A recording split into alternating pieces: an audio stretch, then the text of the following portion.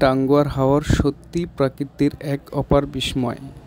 সুনামগঞ্জের এই বিশাল হাওরটি একদিকে যেন সমুদ্রের মতো প্রশস্ত জলরাশি, অন্যদিকে সবুজ পাহাড়ের পাদদেশে শান্ত অথচ মহিমান্বিত এক জলজ স্বর্গরাজ্য।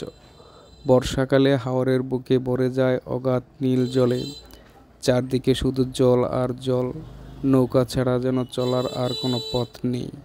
আবার শীতকালে এটি শুকিয়ে গিয়ে রূপ নেয় সবুজ ফসলের মাঠে, যেখানে কৃষকের প্রাণ জাগে নতুন আশায়।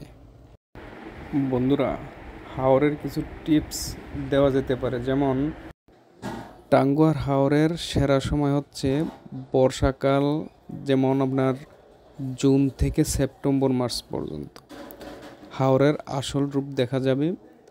তবে শীতে ডিসেম্বর থেকে ফেব্রুয়ারি পর্যন্ত পাখি দেখার অভিজ্ঞতা অর্জন করতে পারবেন।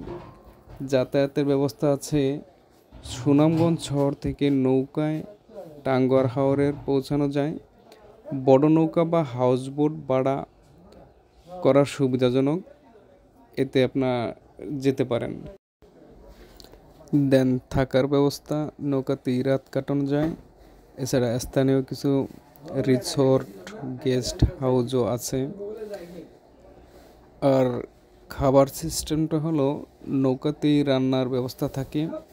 চাইলে স্থানীয় গ্রামে তাজা মাছ কিনে রান্না করা যায়। আর দেখার বিষয়ে অবশ্যই এই কয়েকটা পয়েন্ট মাস্ট বি ঘুরে দেখবেন।